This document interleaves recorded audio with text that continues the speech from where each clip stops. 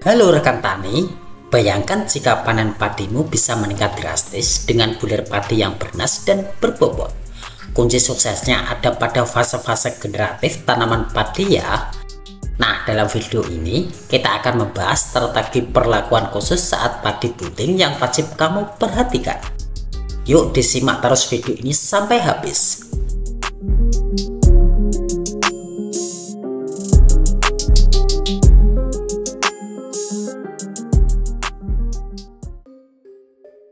Halo rekan tani semua, jumpa lagi dengan channel Giarta Production, tempat kumpulnya petani masa kini. Pada video kali ini, saya akan berbagi informasi penting mengenai perlakuan khusus saat padi bunting atau lebih tepatnya menjelang pembungaan. Fase ini wajib dan harus diperhatikan serta dilaksanakan dengan baik dan benar ya, karena umumnya fase bunting ini merupakan tahap awal dalam pencapaian berapa ton atau berapa kilogram gabah yang akan kita hasilkan dalam satuan luas lahan persawahan.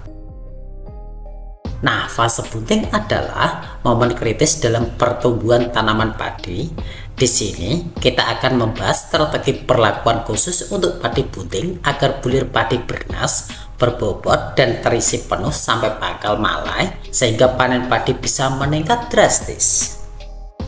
Pada fase ini sangat menentukan hasil akhir dari panen kita ya. Dengan memahami dan menerapkan langkah-langkah yang tepat, kita bisa memastikan hasil panen yang optimal. Pada fase bunting, kita harus memperhatikan beberapa hal penting diantaranya. Pertama, ketersediaan air. Nah, pada usia 50 hingga 60 hari setelah tanam, kecukupan air saat padi bunting harus diperhatikan ya. Genangi air setinggi 5 hingga 7 cm selama kurang lebih 3 hingga 5 hari. Hal ini penting untuk melancarkan proses fotosintesis atau lebih tepatnya proses memasak makanan. Logikanya nih ya, jika proses memasak makanan berlangsung cepat, maka cepat pula tanaman bisa menghasilkan energi yang dibutuhkan.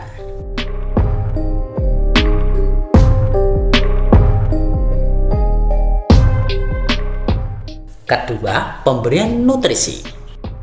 Nutrisi yang harus kita berikan pada saat padi bunting, terutama pada bunting tua, adalah unsur hara kalsium dan boron yang diaplikasikan melalui penyemprotan.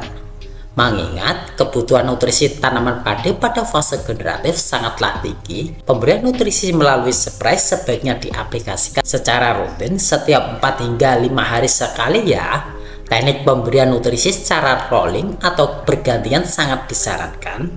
Contohnya saja, hari ini kita spray nutrisi dengan kandungan fosfat dan kalium serta unsur hara mikro, maka selang 5 hari kemudian kita ganti dengan kandungan kalsium boron dan ditambahkan unsur hara silika.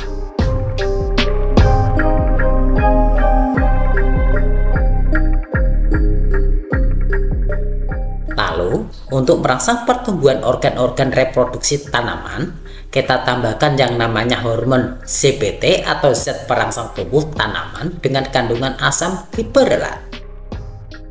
Meski bukan unsur hara, keberadaannya sangatlah penting untuk memaksimalkan pertumbuhan organ-organ reproduksi pada tanaman padi ya. Pemberian CBT juga berpengaruh terhadap keserempakan keluarnya malai.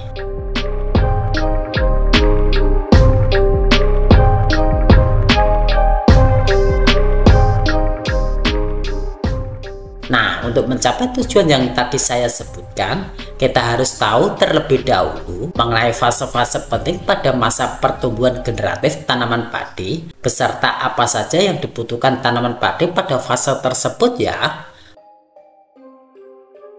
Pertama, tahap primordia. Pada usia 40 hingga 50 hari setelah tanam, bisa diibaratkan seperti seorang wanita yang lagi nyidam ya. Segala kebutuhan baik itu gizi, vitamin, karbohidrat, dan lain sebagainya harus segera terpenuhi. Pada fase ini, tanaman padi sangat rentan terhadap organisme pengganggu tanaman karena energinya difokuskan untuk pembentukan organ-organ reproduksi. Lalu tahap kedua yaitu bunting.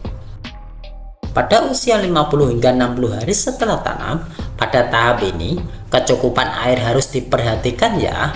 Selain itu, pemberian nutrisi kalsium dan boron sangatlah penting. Teknik rolling dalam pemberian nutrisi sangat disarankan untuk memastikan semua kebutuhan nutrisi tanaman terpenuhi. Lalu, kita masuk dalam tahap penyerbukan bunga. Pada usia 60 hingga 70 hari setelah tanam, pada tahap ini kita harus memastikan bahwa penyerbukan bunga berjalan dengan baik agar pembentukan buah bisa optimal ya. Selanjutnya, pada tahap pengisian bulir. Pada usia 70 hingga 80 hari setelah tanam, nutrisi yang tepat dan cukup sangat dibutuhkan untuk memastikan bulir padi terisi penuh dan berbobot. Lalu masuk tahap yang terakhir, yaitu pematangan buah. Pada usia 80 hingga 90 hari setelah tanam, pada tahap ini kita perlu memastikan bahwa buah yang terbentuk matang dengan sempurna. Kita perlu memastikan bahwa buah yang terbentuk matang dengan sempurna untuk mendapatkan hasil panen yang optimal.